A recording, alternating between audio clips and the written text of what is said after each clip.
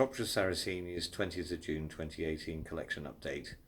We're looking straight at Elizabeth Aden, which has put up a magnificent display of traps, and we're going to have a quick walk around the collection so you can see how the plants are coloured up as they probably approaching maximum colour of all the sun we've had. So, starting at the end bench, Praetorian Guard, I've crossed it with the Lear self, and that seed pod seems to be swelling quite nicely. Wilkinson White Knight, recovering from having rhizome cuttings taken. Wilkinson Red, and this is the other Wilkinson clone. I've arranged the plants a little bit more in clusters, to keep the plants looking like they're in small groups, so you can clearly see what they are. But the highlights are John David King on really deep pink interiors now. The colour's really coming out. Let's see if I can zoom in on the lids a little bit. And of course, Timothy King, even though he's a younger brother in real life, the plant itself is actually approaching about 1 metre tall. And once again, I've crossed that with something interesting, L131, see what happens. And there we have our resident fly. Hopefully it become lunch, or 2 flies in this case with the plant behind. And now you can compare directly with Timothy King and Adrian Slack. And now we're on the flavas, so starting at F4B at this side and F1 over there. So I'll walk slowly so you can see some of the interesting plants. Practically 80% of the plants are in the peat-free mix now. The other 20% which are still in peat are plants which have been probably about 4 years when I was doing the parallel trial. But in the intervening years, and it's proven better, I literally have to go along as each plant needs repotting into the peat-free mix. But hopefully by this winter, certainly latest next, some of the plants will be, well, all the plants will be in the peat-free mix. F45, this is a purple tube from Milton. Scanning across. F66. I think the red ones stand out, but when you have them all contrasting, it's really hard to notice the green one sometimes. This is F87 dipping lid. The bigger version of it is actually on the ground here, beginning to lean across as they start pushing through winter phalodia, and that's fairly extreme on the lid. Moving swiftly on. This is F108. This is what's labelled Cardinal Red by Stuart McPherson when he passed his clone on to me about 10 years ago. It really is quite tall. Moving further, now we're coming to some of the more interesting forms of the red tubes. This is F137. It really has quite a pronounced dipping lid, and the sister plant F136 behind it. But in terms of dark forms, I have to go out a little bit. It'd be this F149, and of all the sun we had, I wouldn't call it black, but it was really very, very dark purple. Scanning across, I keep being drawn to F172A with the very, very heavy veins.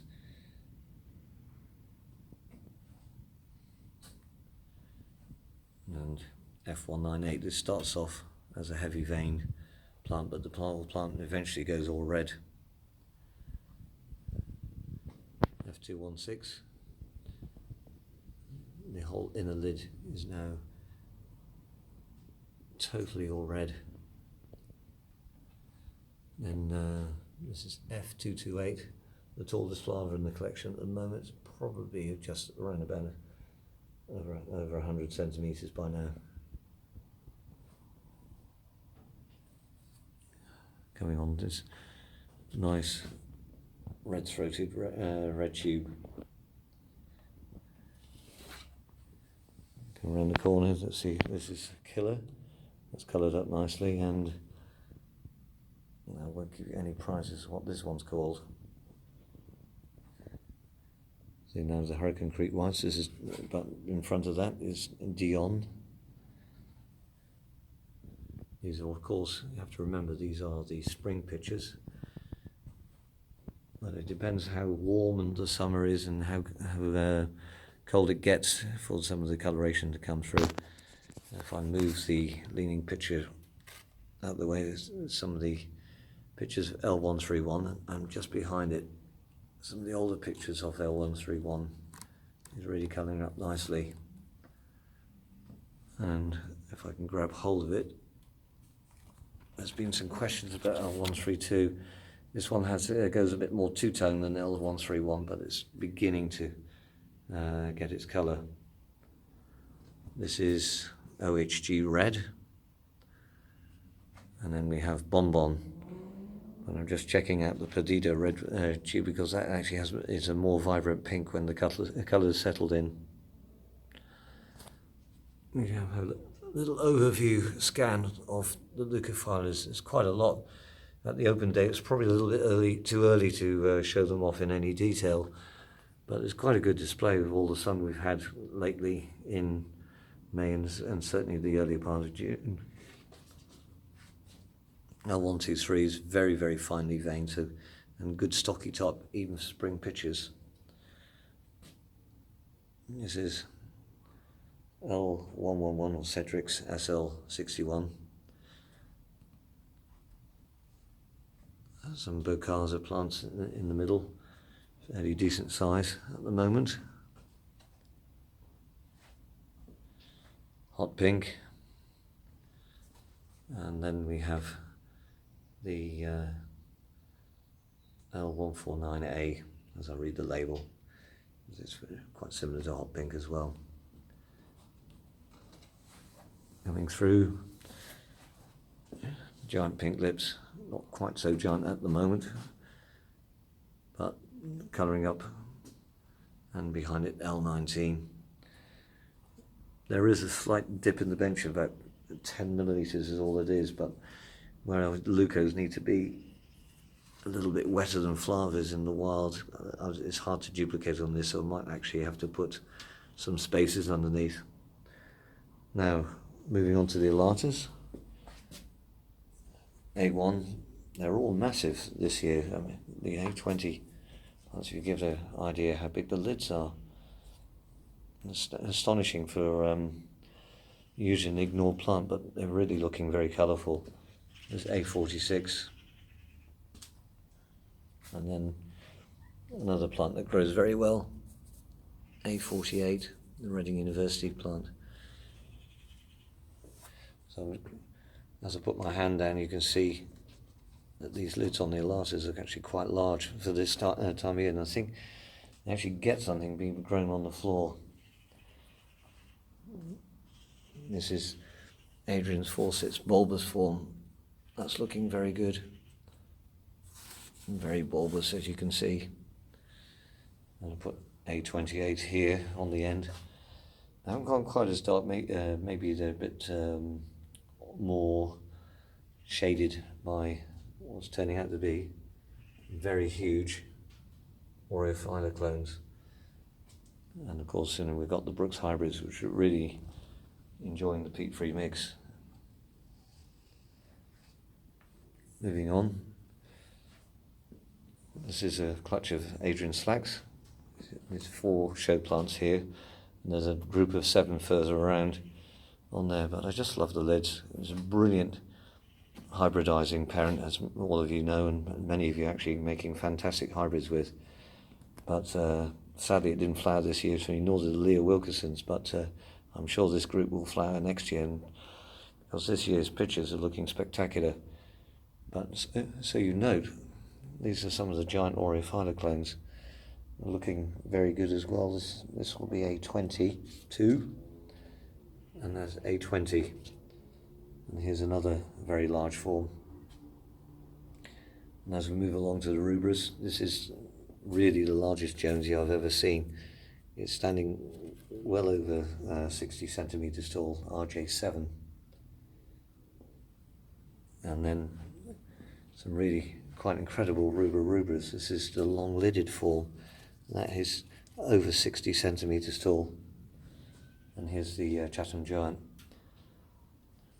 But on the ground, you know, maybe there's a case for lowering all the benches, maybe. So as we go along, all the plants on here, Leo Wilkerson, Diane Whittaker putting on some good lids, Cronus or Titan, another F45, one of my own crossings with a very striking lid indeed.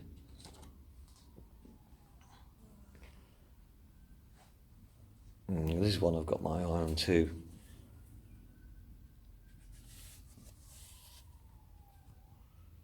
But make that whatever you like, but I think that's got some good promise.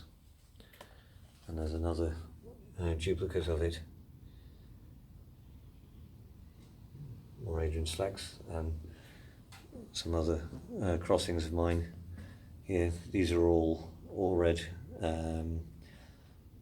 flavas by cross with a purple tubes. And then finally we've got the on this bench all the Papyrias looking very, very healthy.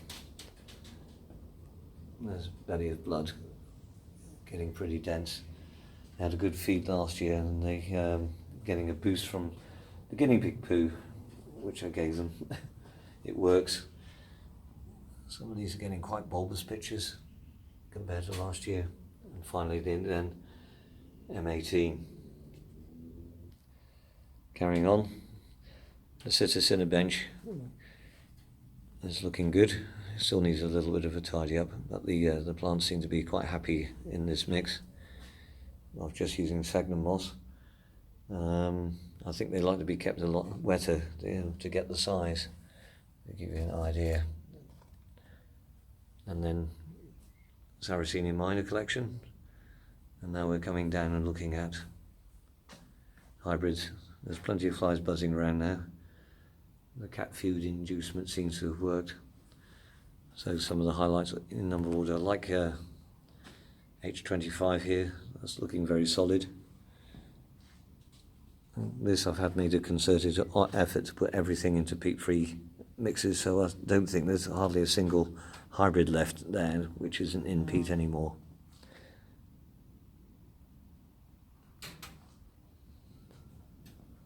So the Pensacola Field Morii. What I've tended to do, even though they're vaguely in number order, is put the taller ones in the back, but we'll stop by a few of the highlight plants. This is Blackberry Sunday, and this is Willisii Broadlid. This is Excellence by Leucophylla. Right here we have Llama, which is really coloured up intensely.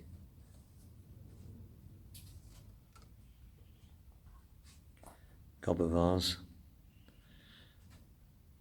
Pictures of Crimson Queen.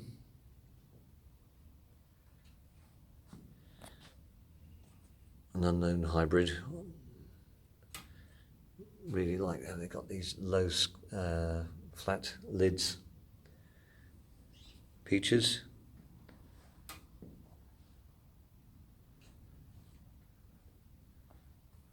Flower by Aureophylla. And behind it, Morii Joanna.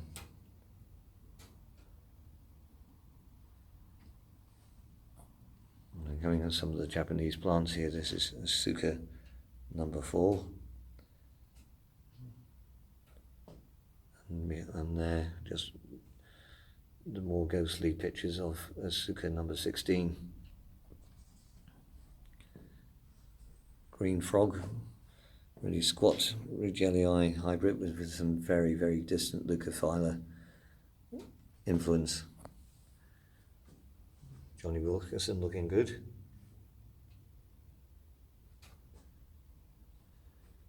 And this is John Hummer's Excellence Cross, which is looking very, very ghostly like.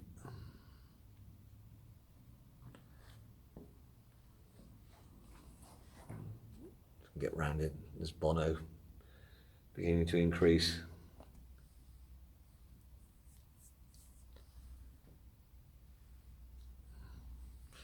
This is one of my favourite of the all red crosses. This is H324 from Japan. It was a very complex cross. Leucophylla by Willisi by Leucophylla pubescent. But the colour is so rich. And also H326 is beginning to do its thing. It's quite tall this year.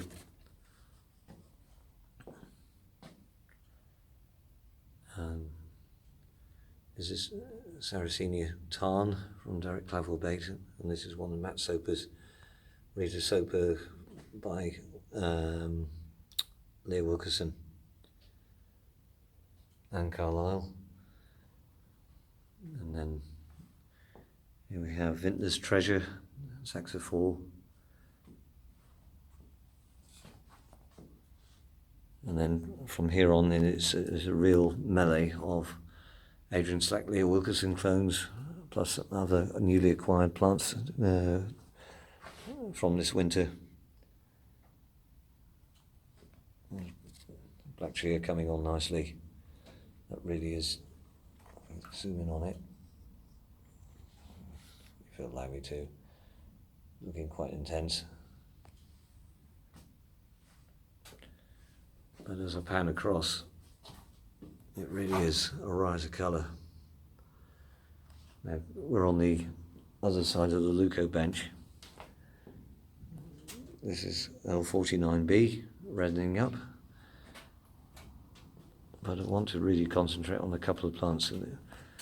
One of the all-white plants, L126 from Japan. Absolutely snow white.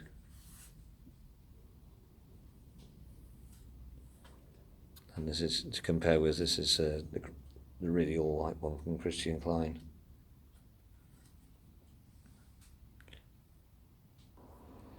As part of continuation, and the seedling and Venus flytrap greenhouse now. So we're just looking at some of the seedlings that are growing on from then. This is really quite exciting. I just love this. This is obviously an L18 cross with a Rugelii. The way it captures, getting a bit more in focus, the light, and it's got quite a large new picture coming. So another one I'll keep my eye on. This is another Leah Wilkerson Adrian Slack cross I made myself a few years ago. The variation in every seedling that comes up is incredible, and you need to play with the amount of seed you've got coming from these plants and seedlings, and you have almost unlimited variation, it seems. No two seedlings are alike, but some are quite similar, but this one I've got my eye on. This is a completely different cross. This is L100 times L13.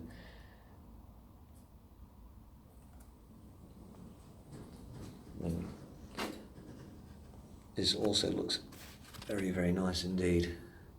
White top, red throat, but because of its parents, it's got that dipping lid. And this fellow here, all red throat. But as you come across, you've got this dappling effect on the lid with a red border and partial red upper tube.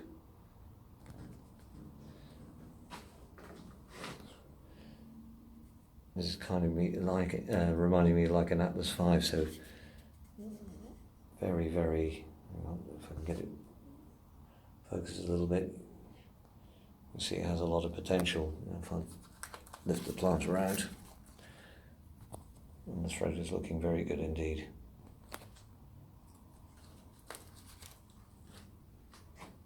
Moving on.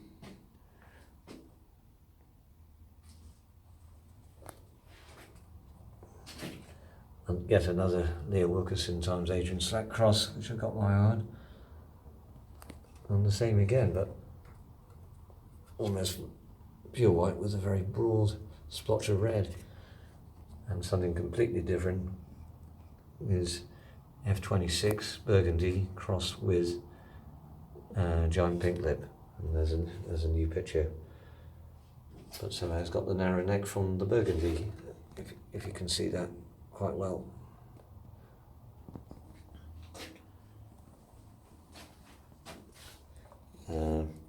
Probably a little bit too hard to see, but there's some more of the white top ones with black throats, but in short, it's a bit limited what you can see on the camera. There's approximately 200 seedlings, all with promise. And you can see multiple white ones with red throats. It seems to be the trend at the moment. Thank you for watching.